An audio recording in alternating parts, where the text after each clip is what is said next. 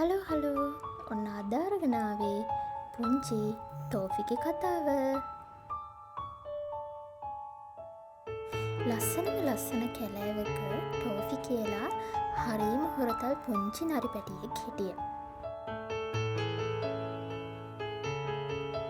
එයාගේ ඇඟ පුරාම තිබුණේ රන්වන් පාට ලොම්.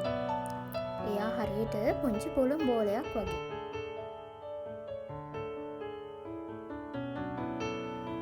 ඉතින් අනිත් නරියෝ එයාට කිව්වා ඔයාගේ කිසිම කපටිකමක් නෑනේ.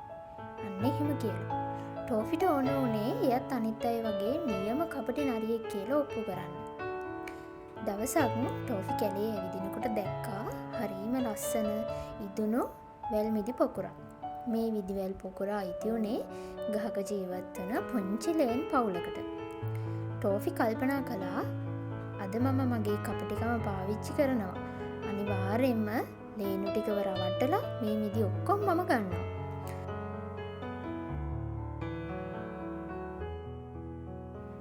ඉතින් ටෝෆි ලේනු ටික ළඟට ගිහිල්ලා බොරු ඇඬිල්ලක් දාලා අනේ පුංචි ලේන් යාළුවේ මගේ අම්මට හරිම අසනීපයි. එයාට එක මිදි බෝලයක් කවන්න පුළුවන්ද? මට එක මිදි බෝලයක් දෙනවද කියලා ඇහුවා. ලේන් අම්මා කිසිම පැකිලීමක් නැතුව තමන් අමාරුවෙන් එකතු කරපු මිදි පොකුරෙන් හොඳම කොටස ටෝෆිට දුන්නා. මිදි ටිකත් අරගෙන ටෝෆි සතුටින් දුවන්න හැදුවා. එයා හිතුවේ එයා අද ලොකුම ලොකු කපටි වැඩක් කරලා ජයග්‍රහණය කරා කියලා. හැබැයි ටිකක් දොර යද්දී ටෝෆිට ඇහුණා ලේන් පැටියෙක් අඬන සද්ද. ටෝෆි හොරෙන්ම හැරිලා බැලුවා. ලේන් අම්මා තමන්ගේ පැටියට මෙහෙම කියනවා ටෝෆිට ඇහුණා. අඬන්න එපා පුතේ. අපිට කන්න මිදි නැති වුණාට කමක් නෑ. අර අසරණ නරි පැටියගේ අම්මා සනීප වෙනවා නම් එයා ඒක ආසාවෙන් කනවා නම් ඊට වඩා වටින දෙයක් නෑනේ. අපි හෙට වෙන කෑමක් හොයාගමු. මේ කතාව ඇහුණ ගමන් ටෝෆිගේ පුංචි හදවත ගැහෙන්න ගත්තා. එයාට තමන් කරපු වංචාව ගැන ලොකු ලැජ්ජාවක් සහ දුකක් හිතුණා. ඒ වගේම ටෝෆි තේරුම් ගත්තා සැබෑ දක්ෂකම කියන්නේ තමන්ට වඩා දුර වෙලා ඒව රවට්ටන එක නෙවෙයි. එයාලව හැමදාම සතුටින් තියෙන එක රවට්ටන්නේ නැතුව කියලා. ටෝෆි වහාම ලේනු ගාවට දිව්වා. දිව්වා විතරක් නෙමෙයි තමන් කිව්ව බොරුවක් කියලා වැරද්දත් පිළිගත්තා. මට සමා වෙන්න. මම ඔයාලව ගොඩක් රැවට්ටුවා. මට ඕන උනේ කපටි නරියෙක් වෙන්න. මෙන්න ඔයාලගේ මිදි කියලා මිදි ටික ආපහු ටෝෆි ලේන් පැටව ටිකට දුන්නා. ලේන් නම පුදුමයෙන් hina වුණා.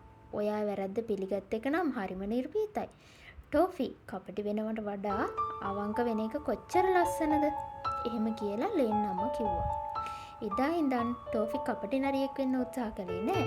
එයා උස් ගස්වල තියෙන පළතුරු ලේන් වෙනුවෙන් කඩලා දීලා කැලේ ඉන්න හැමෝටම උදව් කරන කැලෑවේ ඉන්න ලස්සනම සහ කරුණාවන්තම නරිය බවට පත් වුණා.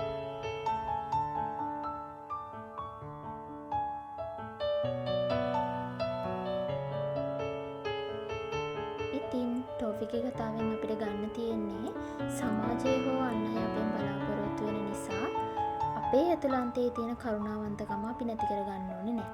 සැබෑ වීරකම තියෙන්නේ රවටලා ගන්න ජයග්‍රහණයෙන් නම් නෙවෙයි. වැරද්ද වටහාගෙන ඒ නිවැරදි කරලා හැමෝමත් එක්ක ආදරෙන් කරුණාවෙන් ජීවත් වෙන එක තුලයි. ඉතින් මේ තමයි අපේ ටෝෆිගේ කතාව. ඔයාලත් කැමතිද බලන්නකෝ අපේ ටෝෆිගේ කතාවට?